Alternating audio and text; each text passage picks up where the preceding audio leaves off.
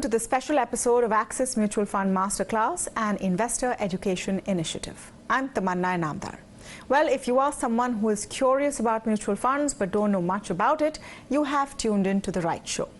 In this special broadcast, we will take a deep dive into the whole mutual fund phenomenon and address your questions. Today, we will be looking at why you should consider investing in mutual funds.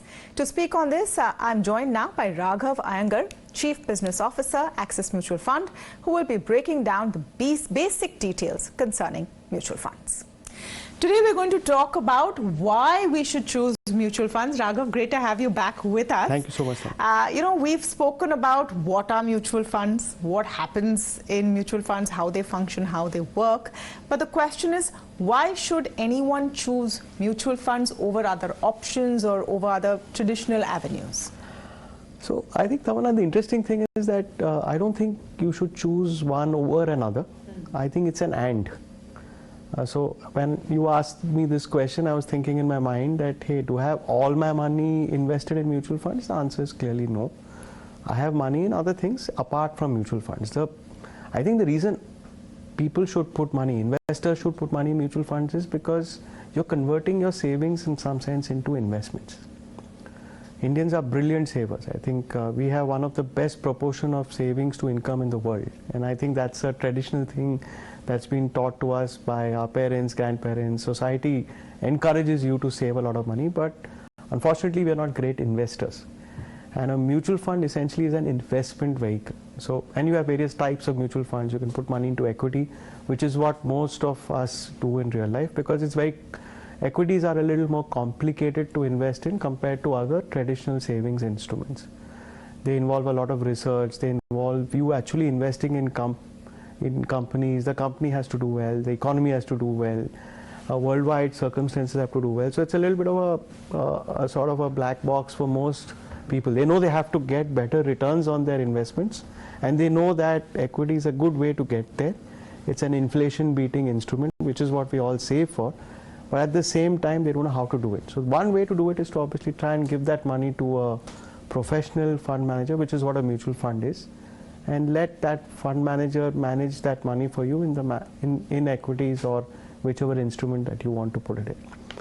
So the other thing, of course, is that you get diversification, which is again the old saying that don't put all your eggs in one basket. A mutual fund puts money into a whole basket of securities. So even if, let's say, some don't do well, the overall portfolio sometimes tends to do better, right?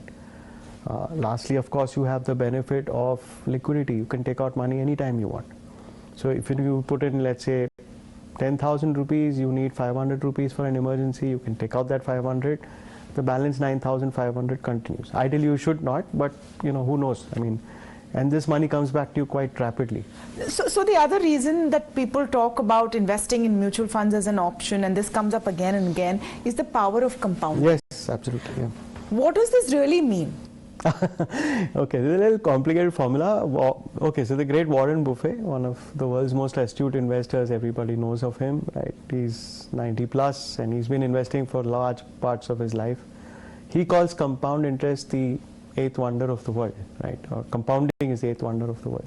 So essentially, when you're doing compounding, your principal is getting reinvested back at the return. So let's say you get 8% return, CAGR is basically 100 rupees becomes 108, then 108 multiplied by 8% becomes roughly about 115, 115 becomes something. So can you see that number?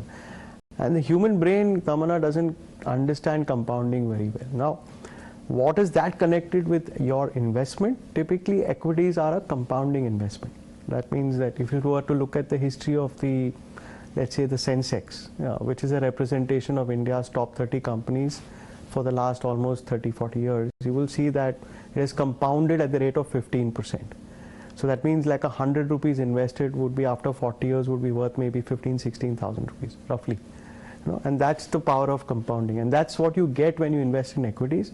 But is it a straight line journey where you get 8, 8, 8, 8, 8? No, that's not the way it goes. So sometimes it gets 8, sometimes you get minus 8, sometimes you get plus 16. So that's the beauty of equities. It's a bit of a, it's not a straight line return. And that's the reason why people don't put too much money in equities. They're worried that if it falls off, what happens basically.